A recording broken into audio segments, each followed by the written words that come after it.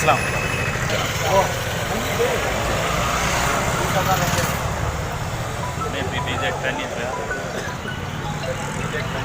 माशाल्लाह माशाल्लाह माशाल्लाह।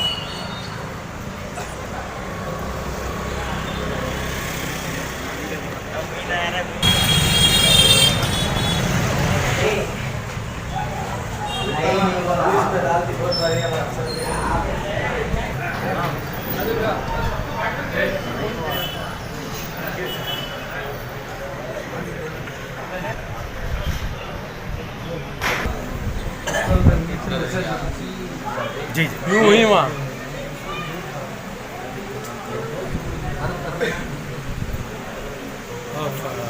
सही।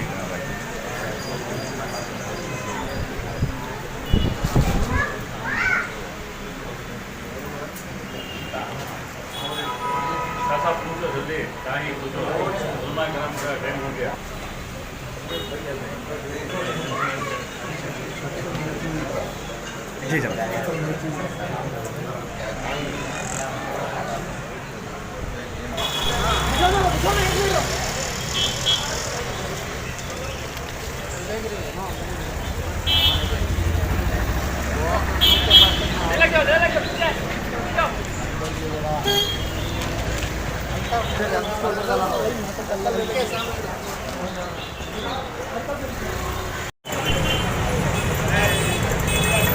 न्यूज़ रिपोर्टर के साथ मैं आई हूँ।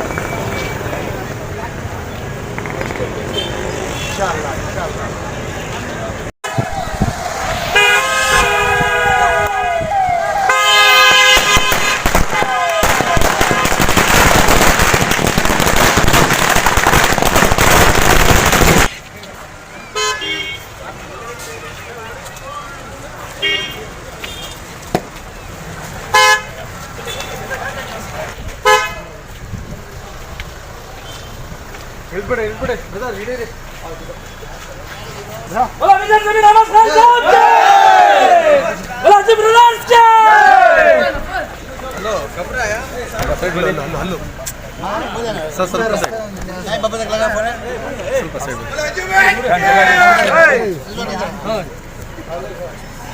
ओके सर ओके नहीं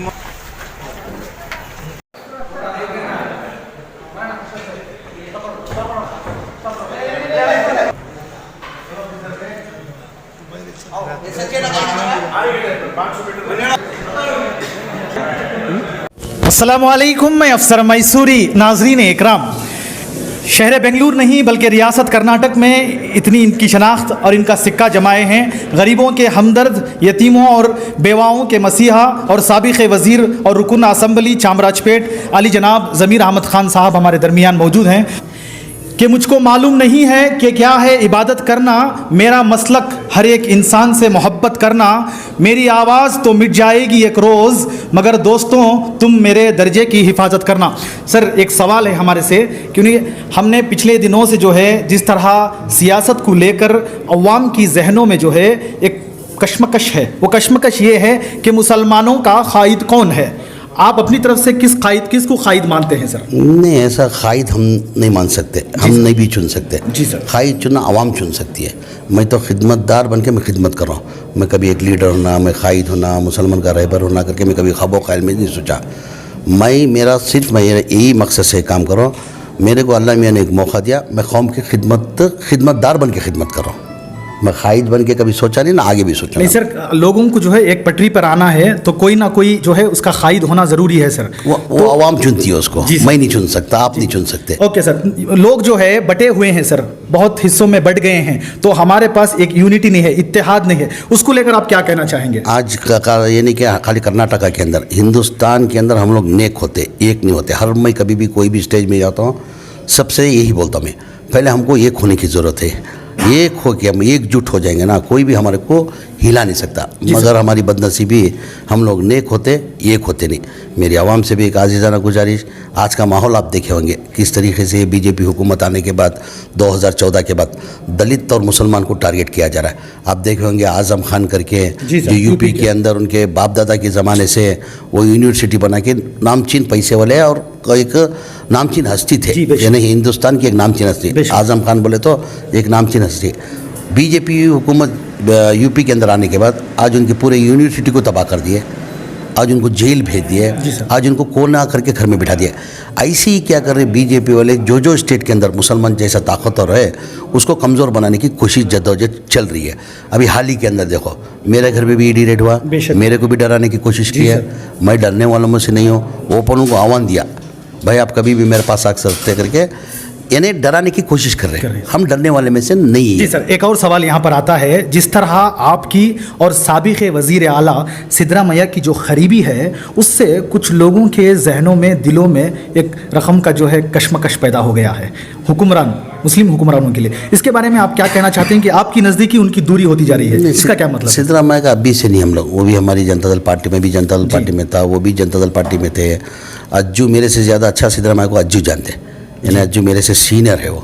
मैं अज्जू के बाद पॉलिटिक्स में आया। सिद्रामैया का अभी से नहीं, हम लोग पहले से ही हम लोग उसके करीबी है। और उसका जो नेचर है ना सिद्रामैया का, और जो उसके अंदर एक खूबी है, वो खूबी पसंद करके हम उसके साथ हैं। ना उसके अंदर ना झूठ बोलना, ना किसी को गलत बोलना। मैं भी कभी कभार बोलता हूँ, भाई कोई एक आदमी है ऐसा फलाना है, वो मेरा जान खा रहा है, तुम उसको लेके आता हूँ, ठीक है देखे ज़मीर बोला मैं करता हूँ करके बोलो आप करके। वो बोलता है कभी नहीं बोलना, अगर सियासत में आगे तेरे को बढ़ना है कभी झूठ नहीं बोलना, जो हकीकत है हो हाँ, अगर तेरे से होता है तो हाँ बोलने का, नहीं तो ना। यानी वो उसका नेचर ही अलग है। और जो मुसलमानों के ऊपर जो चाहत रखा है, जो मेरे ख्याल से कर्नाटका के अंदर नहीं, पूरे हिंदुस्तान के अंदर आप देख लो, दूसरी कौम के अंदर जो मुसलमान को चाहने वाला लीडर को है बोले तो वो सिद्रामैया जी। उन्होंने प्रूव करके दिखा दी। 2013 से लेके 2018 तक जो मुख्यमंत्री थे वो, उसके अंदर उन्होंने साबित कर दिया कि मैं अल्पसंख्यक के फेवर में हूँ, मुसलमान के फेवर में हूँ। अब आप 2013 से पहले ले लो, बहुत से सीएम आए, बहुत से सीएम गए, 280 करोड़ रुपए ग्रांट था। सिद्रामैया आने के बाद 3150 करोड़ ग्रांट दिया गया। कितना? 3150। कोई भी सीएम आता है, जो बजट रहता है, जो माइनॉरिटी का जो बजट रहता है उसको डबल करते हैं। 200 को 300 का कितना कर सकते हैं? 600। 2 गुना करेंगे तो कितना? 1200 होता है। मगर इन्होंने 8 पट ज़्यादा किया, यानी 3150। और बहुत से ऐसे स्कीम दिए, एक शादी भाग्य करके एक 50,000 गरीब बच्ची का शादी के लिए रखे थे। आज ये गरीब बच्ची को अगर शादी भाग्य की स्कीम के अंदर 50,000 मिलता है, एक गरीब की शादी हो जाती थी। और भाई से ऐसे एजुकेशन के अंदर जो माइनॉरिटी लोन्स जो है, जो स्कॉलरशिप के जो है, और मेडिकल का जो है, अभी हमारे में क्या है, बहुत से टैलेंटेड बच्चे हैं मुसलमान के अंदर, अभी उनको मेरिट के अंदर मेडिकल सीट मिलती थी। मेडिकल सीट मिलने के बाद क्या होता था, 5 लाख फ्री सीट मिलती थी, वो डोनेशन की ज़रूरत नहीं थी उसको। 5 लाख रुपए फीस भरना पड़ता था सालाना। बहुत से ऐसे आदमी थे कि 5 लाख नहीं बनने की वजह बैकआउट हो जाते थे कि 5 लाख की ताकत नहीं है सालाना बनना। तो सिद्रामैया ने एक स्कीम लाए, क्या करके जो भी माइनॉरिटी डिपार्टमेंट के अंदर मुस्लिम जो मेडिकल सीट के अंदर पढ़ के मेरिट में जो सीट लेता है, फीस के अंदर 3 लाख रुपए हम लोग देते करके माइनॉरिटी डिपार्टमेंट से देते थे। आज वो बनकर आ गया। और एक ऑटो चलाने वाला ड्राइवर था या टेम्पो चला रहा था, वो सिर्फ ड्राइवर बन के नहीं रहना, वो खुद का गाड़ी का मालिक होना करके एक नया स्कीम लेके, यानी 50,000 रुपये देंगे तो उसको एक टेम्पो देते थे, 7 लाख रुपए का टेम्पो, 3 लाख रुपए गवर्नमेंट सब्सिडी, बचत का गवर्नमेंट लोन करा के देते थे। यानी ऐसे बहुत सी स्कीमा, 1-2 स्कीमा नहीं है, यानी उन्होंने प्रूव कर दिया कि हम माइनॉरिटी के फेवर में होंगे, वो प्रूव कर दिया। जी सर, एक आखिरी सवाल है, जैसे ही 10 नवंबर आता है, हम विलादत हज़रत टीपू सुल्तान शहीद रहमतुल्लाह अलैह की याद में पूरे रियासत कर्नाटक में एक बहुत बड़ा जश्न मनाते हैं, जलसा करते हैं।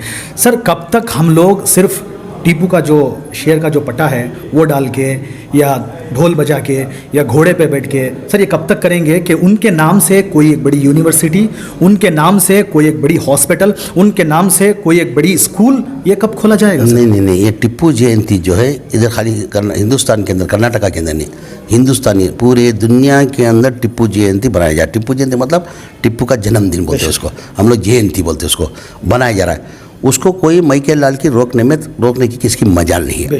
इस बार भी कोविड की वजह से हमने 2 साल नहीं किया। बहुत से आदमियों में कन्फ्यूजन है, क्या करके ये टिप्पू जयंती बीजेपी हुकूमत आने के बाद टिप्पू जयंती करना रोक दिए। रोके किधर है, खाली जो सिद्धरामैया जी हज़रत टिप्पू सुल्तान के बारे में जानकर, उनकी कुर्बानियों को देखते हुए, उनके बारे में जान कर क्या किया, टिप्पू जयंती गवर्नमेंट से करना करके टिप्पू जयंती बनाते आ रहे थे। अभी खाली बैंक्वेट हॉल में नहीं बना रहे। अभी परसों का दिन जो टिप्पू जयंती था नवंबर 10 को, मैं शानदार तरीके से बनाया। देखिए सर, मगर टिप्पू जयंती बनाने से नहीं, हम लोग वो बनाते हैं, बनाते रहेंगे। जी सर। मगर आप जैसा बोले आपकी जो अरमान है आवाम में भी अरमान है और मैं भी अरमान है। इसी तरह से जो है इंशाअल्लाह हमारी आने वाली नस्ल को जो है उनकी याददाश्त करते अगली हैं। गवर्नमेंट आएगी 100% अल्लाह की ज़ात पे मुझे भरोसा है। इंशाअल्लाह। 2023 के अंदर हमारी हुकूमत आएगी। हमारी हुकूमत आएगी वो 5 साल के अंदर हम एक टिप्पू यूनिवर्सिटी खोलने वाले हैं इंशाल्लाह इंशाल्लाह। सर देखिए, जिस तरह आप चल रहे हैं उसी के नक्शे कदम पर जो है मैसूर के हमारे अज्जू ब्रदर जो है चल रहे हैं। क्या वाकई में इन लोगों को भी जो है आगे जाकर सियासी मैदान हो या और ऐसे मैदानों में उनको कुछ मिल सकेगा इंशाल्लाह? इसके पहले आपको क्या बताया, अज्जू मेरा सीनियर है जी उनका बड़प्पन है, जी मेरे को बड़ा भाई मानते करके, उनका जो बड़ा भी मेरे को मानते हैं। मगर हकीकत देखने जाएंगे मैं अज्जू के सामने जूनियर हूँ जी बराबर। जी। अज्जू मेरे से सीनियर है, वो 4 भाई नहीं 5 भाई है, 5 भाई है। वो कोई भी पॉलिटिक्स छोड़ के हम लोग अभी वो जनता दल में है, कांग्रेस में, इंडिपेंडेंट ने, वो मायने रखता। मैं जब से सियासत में हूँ, जब से अज्जू ब्रदर्स का मेरा पहचान हुआ है, जब से हमारा रिश्ता हुआ है, जब भी मैसूर आता हूँ बगैर मेरे घर आए मैं जाता नहीं। और ये तकदीर में कभी ख्वाब ख्याल के अंदर नहीं सोचा। अज्जू बाजू में खड़े मेरे, जी सर। अज्जू को भी मालूम नहीं मैं इस मुकाम में सियासत पॉलिटिक्स में इस मुकाम में आता हूँ करके। ख्वाब ख्याल के अंदर नहीं सोचा था कि मैं 4 बार MLA बन सकता हूँ, 2 बार मिनिस्टर बन सकता हूँ करके। अल्लाह में यहाँ तकदीर में लिखा है। अज्जू के तकदीर में कोई मैं कलाल रोक नहीं सकता। जी सर। तकदीर लिखने वाला वो मालिक। बेशक सर, शुक्रिया सर।